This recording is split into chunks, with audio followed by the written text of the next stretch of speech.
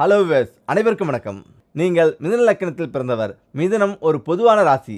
ராசி மண்டலத்தில் அது 3வது ராசி. எனவே கோதுமை நிறத்தையத்த மாநிலமாக நீங்கள் இருப்பீர்கள். நீங்கள் எப்போதுமே சிரித்து பேசி சந்தோஷமாக இருக்கும் ஒரு பிறவி. கலைகளிலும் பாடல்களிலும் உங்களுக்கு கொள்ளை ஆசை.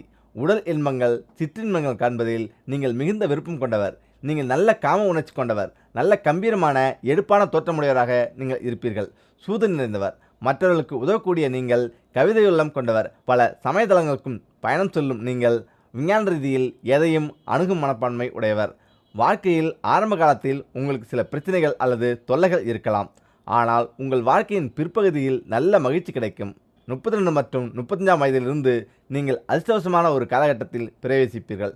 பல வசதிகளையும் சுகபோகத்தையும் அனுபவிப்பீர்கள். நீங்கள் மிகவும் சுறுசுறுப்பானவர். பல புத்தகங்களையும் படிப்பதில் விருப்பம் கொண்ட நீங்கள் புகழை எட்டிவிட துடிப்பீர்கள். ஓயாமல் ஏங்குவீர்கள். உங்களுக்கு நீண்ட உடல் உறுப்புகள் இருக்கும். நீங்கள் நல்ல உணவை மிகவும் விரும்புவீர். அரசு மற்றும் சமுதாயத்திடமிருந்து உங்களுக்கு நல்ல மதிப்பும் மரியாதையும் புகழும் கிடைக்கும். கலைகள் மற்றும் விஞ்ஞான அறிவை நீங்கள் பெற்று விளங்குவீர்கள். ஜலதோஷம், இன்ஃபுளுன்சா காய்ச்சல், மார்சலி போன்ற நோய்கள் பிடிக்காமல் நீங்கள் கவனமாக இருக்க வேண்டும். முக்கியமாக மூலநோய், காய்ச்சல் போன்றவற்றால் நீங்கள் பாதிக்கப்படலாம். உங்கள் வாழ்க்கையில் பெருமளவிலான மாற்றங்களை நீங்கள் உணர்வீர்கள், அனுபவிப்பீர்கள். உங்களுக்கு குடும்ப தொல்லைகள் அதிகமாக இருக்கலாம். சுறுசுறுப்பும் புத்திசாலித்தனமும் படைத்த நீங்கள் எதையும் கற்பதில் விருப்பம் கொண்டவர். ஒரே சமயத்தில் பலதரப்பட்ட வேலைகளை நீங்கள் மேற்கொண்டு விடுவதுதான் உங்களிடம் காணும் குறைபாடு. நீங்கள் நன்கு உறங்கினால் நல்ல உடல் ஆரோக்கியத்தை உங்களால் பராமரித்திட முடியும். எதிலுமே குறுக்கு வழி, அதிலும் சுருக்கு வழியை நீங்கள் விரும்புவதுதான் உங்களின் ஒருவித வினோதமான மனப்போக்கு. நீங்கள் மிகவும் திறமை வாய்ந்தவர். பல்வேறு வழிகளையும் கடைபிடிப்பதன் மூலம் நீங்கள் உங்கள் திட்டங்களை மிகவும் விரைவாக நிறைவேற்ற முடிகிறது.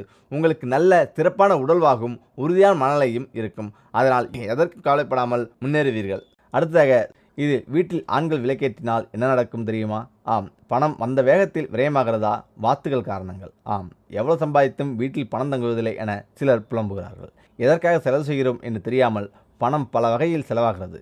வீட்டு வாஸ்து அமைப்பிற்கும் பண விரயம் ஆவதற்கும் ஏதேனும் சம்பந்தம் உள்ளதா என பார்ப்போம். தென்மேற்கு பகுதியும் பணமும். ஆம், குடும்பத் தலைவர் தென்மேற்கு பகுதி அறையை படுக்கை அறையாக பயன்படுத்தாமல் இருப்பது நல்லது.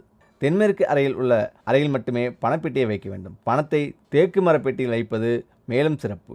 எதையும் தேக்கி வைத்து கொள்ளும் என்பதால் தான் தேக்கு மரம் என்று பெயர் இருந்தது. அதாவது நீங்கள் கட்டுக்கட்டாக பணம் வைக்க வேண்டியதில்லை. ஏதோ 100-200 வைத்தால் கூட இதுபோல வைக்க வேண்டும். மற்றபடி பேங்கிலோ வைத்துக்கொள்ளலாம். அதன் உறுதியான நிலைத்தன்மை நம்மிடம் பணத்தை தங்கிட செய்யும். வடமேற்கு பகுதியும் பணமும். வீட்டின் வடமேற்கு பகுதி பாதிக்கப்பட்டிருந்தால் பண விரயமாகும் வாய்ப்புகள் இருக்கும். பணம் எப்படி விரயமாகிறது என்று பார்க்க வேண்டும். மற்றவர்களுக்கு கடனாக கொடுப்பதோ அல்லது ஜாமீன் கையெழுத்து போன்று ஏதேனும் இருந்தால் அதுவும் விரயமே. இது நிச்சயம் உங்கள் வீட்டில் வடக்கும் மேற்கும் சந்திக்கக்கூடிய வடமேற்கு மூலையில் தவறு இருக்கலாம். உதாரணமாக, வடமேற்கு கூரைப்பகுதி தாழ்வாக இருப்பது. நாம் ஒவ்வொருவரின் வாழ்க்கையிலும் பணம் என்பது மிக முக்கியமானது. சுப செலவானது திருமணம், வீடு கட்டுதல் போன்ற செலவுகள் செய்ய நேர்ந்தால் நல்லது. அதுவே மருத்துவ செலவுகள், கோர்ட் கேஸ் போல விரய செலவாகவும் வீண் செலவாகவும் இருக்கக்கூடாது. செல்வம் குறைய வேறு முக்கிய காரணங்கள் இதுதான். வீட்டில் ஆண்கள் விளக்கேற்றினால் வீட்டில் உள்ள பணம் விரயமாகும். குழாய்களில் தண்ணீர் சுற்றுவது இருந்தால் வீணாகும் நீரை போல வீட்டில் உள்ள செல்வ நிலையும் வெளியேறும். அதே நேரம் ஈரத்துணிகள் போட்டு வைப்பது. வீட்டில் குறைந்தபட்ச வெளிச்சமில்லாமல் மின்சாரம் சேமிப்பது. வீட்டில் அதிக குப்பைகள் மற்றும் ஒட்டடை இருப்பது. சூரிய மறைவுக்கு பின் வீட்டை பெருக்குவது, துடைப்பது. தேவையில்லாத பொருட்களை வீட்டின் பரன்மேல் வைத்திருக்கும் போது எதிர்மறை எண்ணங்களை உருவாக்கும். பறவைகளுக்கு, தெருநாய்களுக்கு உணவு வழங்கினால் பண விரயம் குறையும். மேற்கண்ட வழிமுறைகளை உணர்ந்து வாஸ்தவர்களை கலைந்து சிறப்பாக வாழ வாழ்த்துக்கள். சூரியனை போல பிரகாசிக்க ஞாயிறு விரதம் கடைபிடித்து சூரிய பகவானை வழிபடுங்கள். ஆம், ஒரு குறிப்பிட்ட தெய்வத்தை வழிபடுவதற்கு பல விரத வழிபாட்டு முறைகள் இருக்கிறது. அந்த வகையில் உலகிற்கு ஒளியை தந்து அனைத்திற்கும் உயிராற்றலை தருகிறது சூரிய பகவான். அனைத்திற்கும் உயிராற்றலை தருகின்ற சூரிய பகவானின் அருளை பெற்று தரும் ஞாயிறு விரதம் அல்லது சூரிய விரதம் மேற்கொள்ளும் முறை பற்றியும் அதனால் கிடைக்கும் பலன்கள் பற்றியும் இங்கு தெரிந்து கொள்ளலாம்.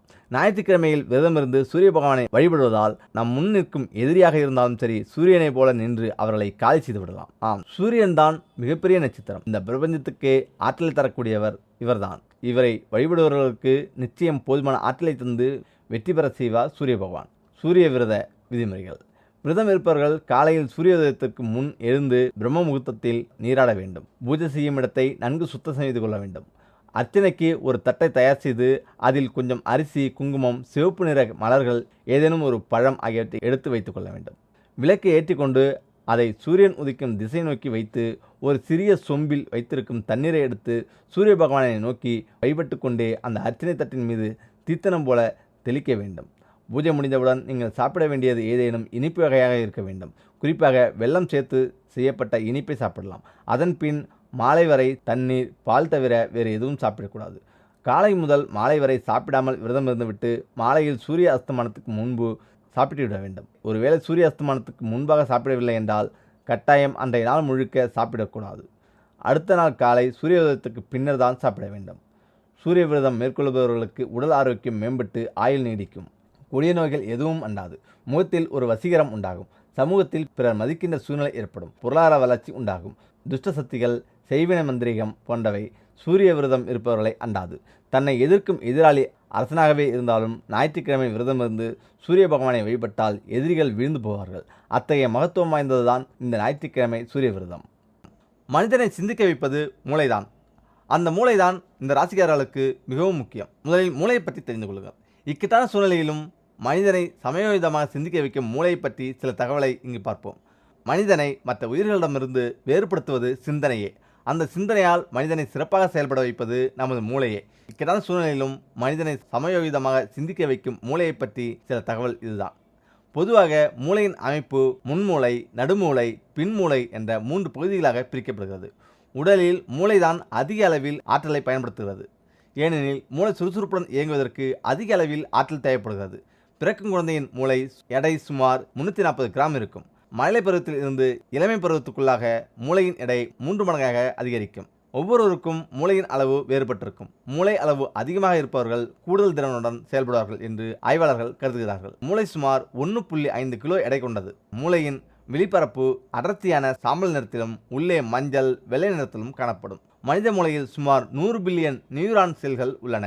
நரம்பு மண்டலத்தில் உள்ள நியூரான்கள் உடலில் உணரும் செய்தியை மூளைக்கு வேதி சமிஞ்சைகளாக கொண்டு செல்கின்றன. இதன் மூலம்தான் மூளை அடுத்தபடியான செயல்பாட்டினை உடலுக்கு கட்டளையிடுகிறது.